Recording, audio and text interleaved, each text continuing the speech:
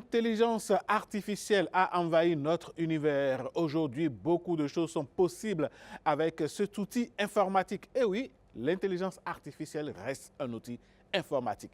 Comment est-ce que vous pouvez l'utiliser? Quels sont les codes? Quels sont les ordres que vous pouvez lui donner? Comment est-ce que l'on peut procéder? Marvin a décidé de nous en parler ce matin avec son invité. Marvin Promise Aïdaro, bonjour. Bonjour Alain, vous allez bien? Ça va et vous? Ça va, pleine forme. Ah ouais, ça va, on rend grâce. Alors ce matin, on va approfondir davantage l'utilisation de l'intelligence artificielle. Exactement. Et pour cela, j'ai fait appel à Serge Marouillon. Bonjour Serge. Bonjour Marvin. Monsieur Marouillon, bonjour. Bonjour monsieur. Bonjour. Il est expert en marketing digital et avec lui, on va explorer de long en large ce thème. D'accord. Alors, comment fonctionnent les IA, monsieur Serge? Alors, je me représente, je suis Serge Marouillon, consultant marketing digital. Et... Vous pouvez parler un tout petit peu plus fort, s'il vous plaît? Oui, très bien. Voilà. Je suis Serge Marouillon, je suis consultant marketing digital et spécialiste en référencement SEO. Je suis un utilisateur actif des IA génératives. L'intelligence artificielle. Oui, voilà, depuis 2022 maintenant. Et aujourd'hui, je définis les IA comme une sorte de système qui sont entraînés sur des données massives et qui sont programmés pour pouvoir répondre, imiter le cerveau humain et répondre en fait à des questions, produire du contenu à partir de données sur lesquelles elles ont été entraînées. Ok. Et comment ces IA-là fonctionnent? Alors déjà, il faut comprendre que les IA vont fonctionner en fait sur, je vais définir ça en 4 étapes. Okay. D'abord, la première étape en fait, c'est le contexte. Okay. Donc tout ce qui concerne l'entraînement. Donc ce sont déjà des machines qui sont entraînées. Et la deuxième étape, c'est la génération. C'est-à-dire elles vont maintenant générer le contenu selon l'input qu'on leur envoie. Donc c'est-à-dire selon la requête en fait qu'on leur envoie. Et la troisième étape, c'est tout ce qui va concerner la prédiction de la réponse. Si par exemple vous demandez à une IA, vous écrivez tout simplement le soleil se lève à, l'IA va essayer de deviner la réponse, la suite la plus logique possible. Okay. Donc l'IA va dire par exemple le soleil se lève à l'est, à l'horizon, le soleil se lève aujourd'hui, ainsi de suite. Et donc va prédire les réponses les plus probables possibles. Et la quatrième étape, c'est tout simplement ce que nous voyons sur ChatGPT, sur Gemini, comme réponse de façon brute que l'IA fournit selon l'input qui a été donné. Donc c'est vraiment en fait une question de input-output. Input, c'est ce que nous donnons, output, c'est ce que l'IA produit. C'est la réponse de l'IA. Oui. Alors justement, aujourd'hui, on voit des vidéos, on voit des photos animées, on voit des tests, on écoute des voix qui n'auraient... On écoute aujourd'hui même de la musique créée à partir de l'intelligence artificielle. Alors à partir de ce moment, quels sont les ordres? On entend aussi parler de prompts, de données et tout ça. Expliquez-nous, comment est-ce que l'on commande l'intelligence artificielle pour obtenir le résultat que nous voyons? Ok. Alors, comme je l'ai dit tout à l'heure, l'IA produit. L'IA produit à partir des données sur lesquelles elle a été entraînée. Mais pour pouvoir produire, l'IA a besoin qu'on lui fournisse une question. Et cette question-là, c'est ça qu'on appelle prompt. Et donc, cette prompt-là, ce prompt-là, en fait, il faut définir ça comme la façon dont une personne décide de questionner une intelligence artificielle. Donnez-nous un exemple concret. Oui, un exemple concret, par exemple, je viens dans ChatGPT, je lui demande, je suis journaliste d'une émission de télévision à tel endroit et tout, écris-moi un discours de présentation de 5 minutes pour pouvoir introduire mon émission de ce jour. Ça, c'est un prompt.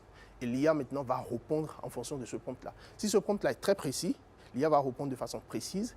Si ce prompt est vague, si par exemple le journaliste ne précise pas que c'est en Afrique et que c'est au Bénin, bah, l'IA va répondre en fait de façon générale selon ses compréhensions. Mais plus on est précis dans le prompt, plus la réponse sera précise.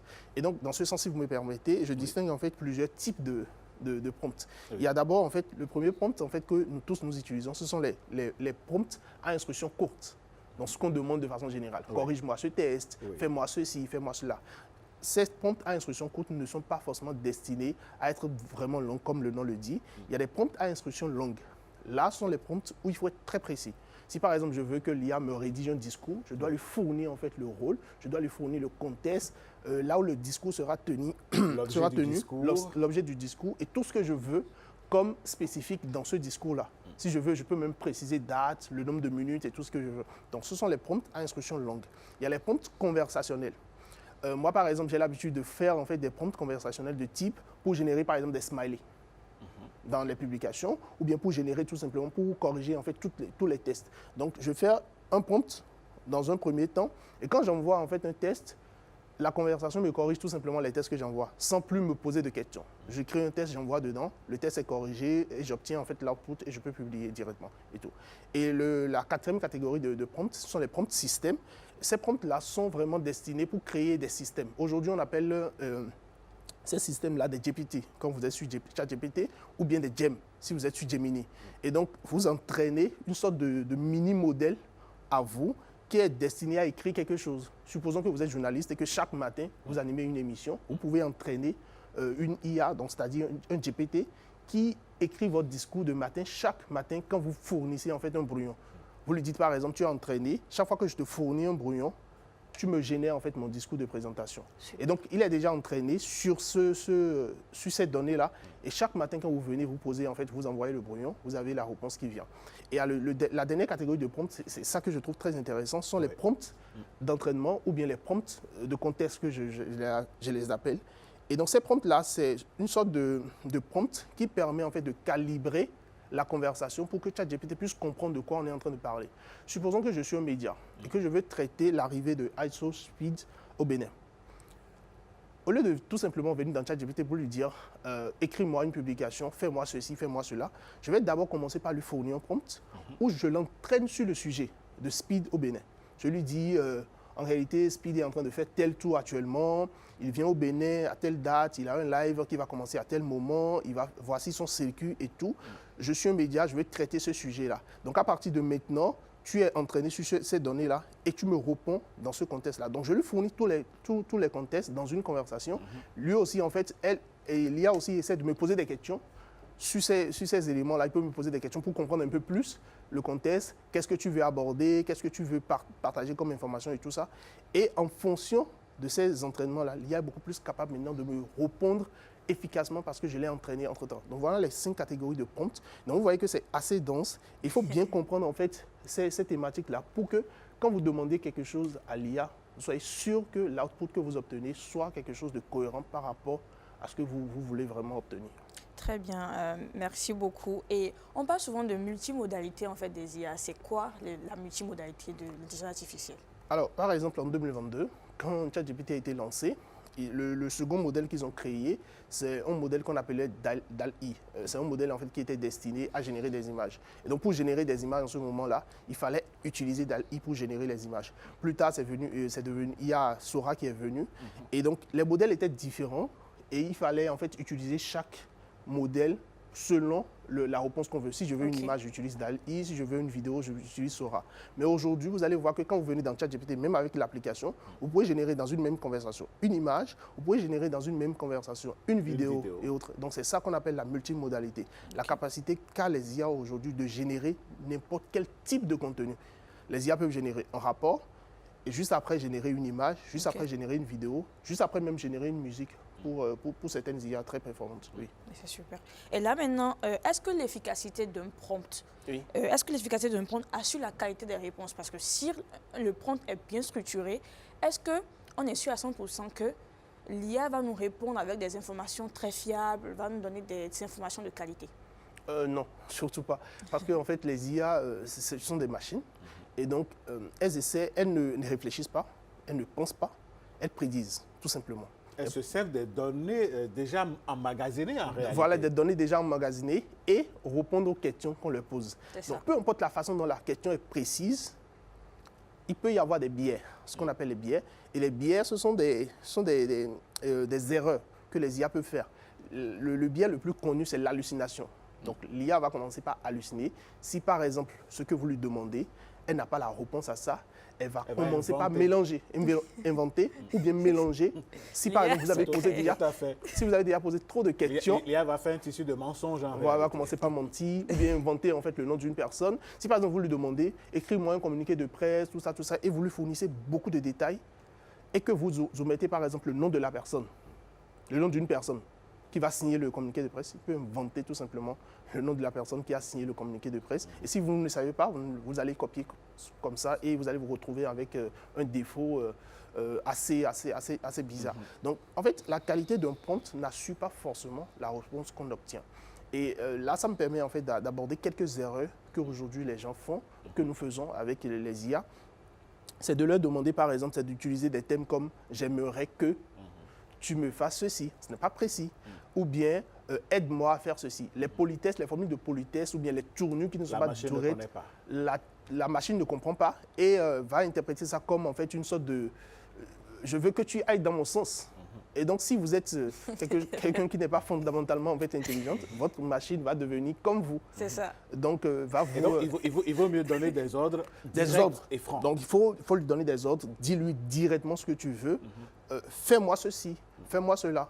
Des ordres vraiment comme on donne une instruction en fait à une personne qui est sous son autorité. Donc, c'est vraiment cela qu'il faut faire. Et aussi, ce qu'il faut surtout éviter dans les prompts, c'est d'éviter, hein, ça peut paraître un peu paradoxal, mais ça ne l'est pas, d'éviter d'être trop précis. Parce que quand vous êtes très précis, vous limitez beaucoup trop l'IA dans une sorte de réponse. Okay. Et donc, elle est obligée de répondre de cette façon-là. Donc, elle n'apporte pas de nuances. Et donc, si vous la limitez trop, elle ne va pas apporter de nuances.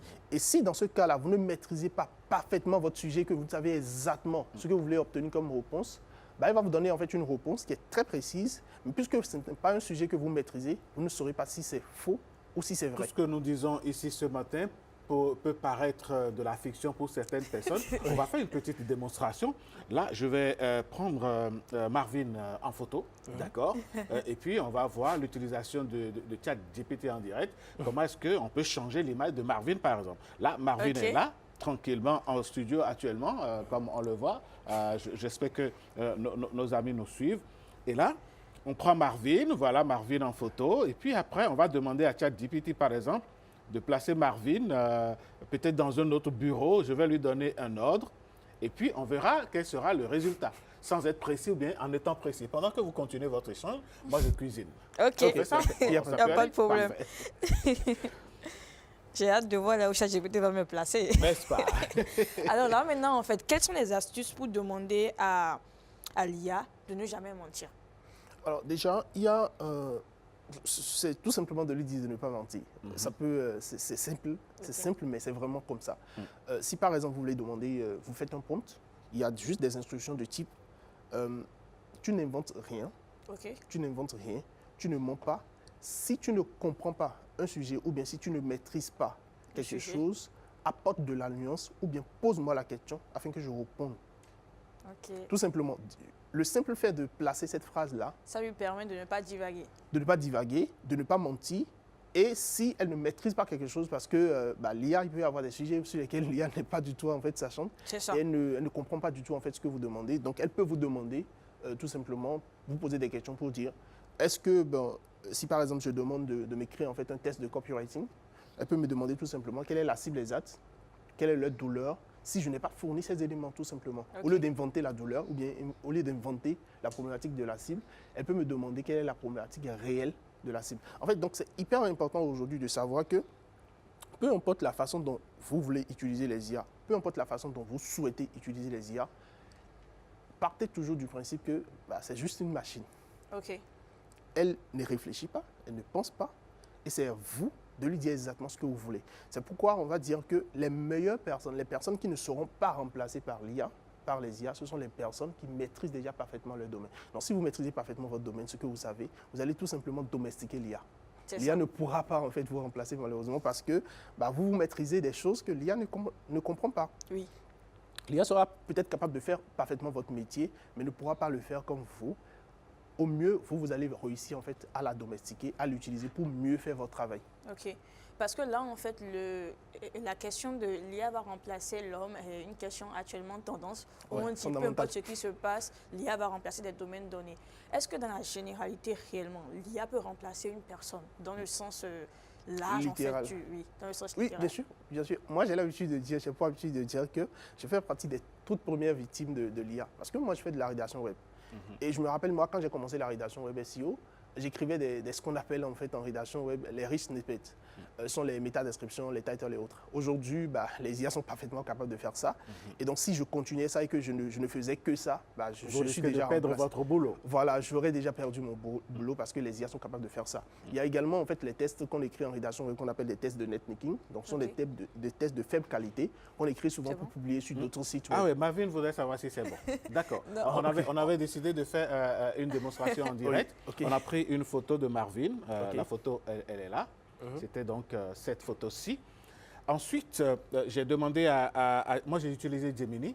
J'ai dit, à partir de cette photo donc, même moi, dans un bureau moderne, avec un ordinateur portable devant, un bureau bien aéré, une tasse de thé à côté de moi. Voilà l'ordre que j'ai donné à ChatGPT, à Gemini, à partir de cette photo de Marvin, prise tout de suite sur ce plateau. Et voici l'image générée par l'intelligence artificielle. Et donc, Marvin se retrouve donc dans un bureau aéré. Avec mes cheveux exactement sûr, comme ça. Bien sûr, voilà. Ah là là. Voilà Marvin. Et donc, on vient de créer une autre image de Marvin. Si on publie cette image, tout de suite, les gens vont se dire, mais Marvin n'est plus dans le studio de la télévision nationale. Hein. Elle a un bureau déjà. Et puis, bon, voilà, c'est moi-même, j'ai vu ça sur Internet. Mais ça a été fait avec l'intelligence artificielle. Oui. Ici et maintenant. Voilà. Donc en fait, je parlais justement, si vous me permettez de finir, je parlais justement de cette notion de remplacement en fait, de personnes par les IA. Donc aujourd'hui, il faut se rendre compte que les IA peuvent remplacer les photographes.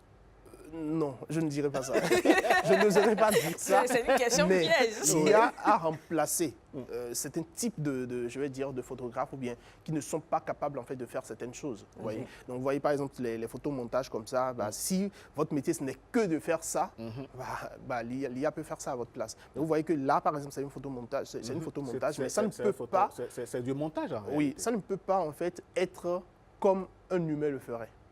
Si un humain en fait l'avait fait, il y aurait beaucoup plus de relief, il y aurait beaucoup plus en fait, de détails. Quand on va bien observer, il y aura certainement des choses à dire. Très facilement en fait remarquer en fait les défauts qu'il y a.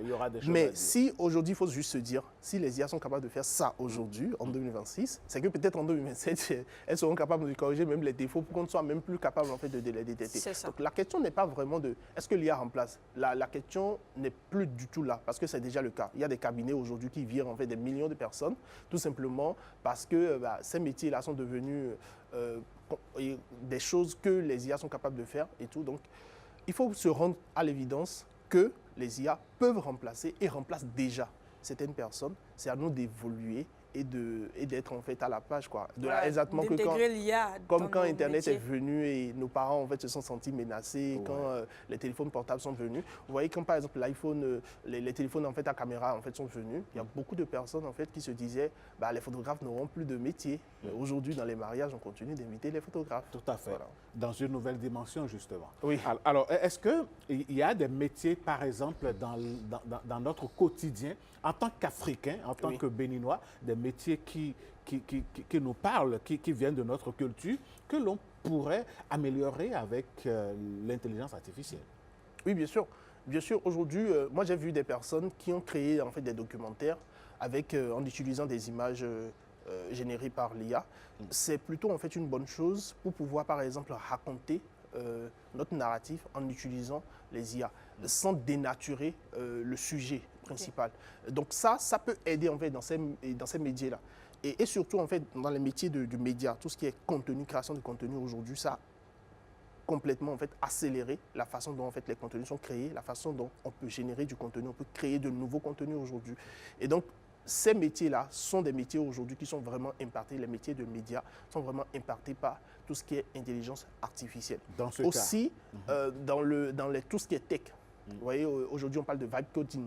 Et vibe coding qui consiste en fait à coder tout simplement en confiant tout en fait à l'IA. Donc vous voyez, dans ces métiers-là, il y a tout ce qu'on appelle en fait l'accélération. Donc tous ces métiers-là sont accélérés aujourd'hui par l'IA, sont augmentés. Au lieu de passer en fait des jours, bien des heures, bien des semaines, bien même parfois des années, à mettre en place des solutions. Avec l'IA aujourd'hui, vous pouvez rapidement penser à une solution, tester rapidement sur le marché. Pour faire du photomontage, il faut aller dans Photoshop, il faut faire ci, il faut faire ça, il faut prendre la souris. Aujourd'hui, tout est réglé. Mais oui, je vais vous donner en fait un détail qui est très simple. Par exemple, que nos parents peuvent utiliser. Vous voyez, par exemple, quand il y a des personnes très âgées qui meurent, on a du mal en fait à à prendre leurs photos pour monter, mettre ça dans un cadre assez joli, alors que c'est quelque chose que nous avons besoin au quotidien. Donc ça, par exemple, bah, les IA peuvent le faire. Vous avez juste besoin du visage de la personne dans n'importe quel événement. Vous prenez le visage, vous allez dans Gemini, vous pouvez générer en fait la personne en bonne image et maintenant réutiliser ça pour faire l'effet par l'autre. Ma question, c'était de savoir, avec l'invasion, il faut le dire, de l'intelligence artificielle, que doivent faire ces corps de métier ou bien les acteurs de ces corps de métier-là pour être à jour? Bah, apprendre à les utiliser.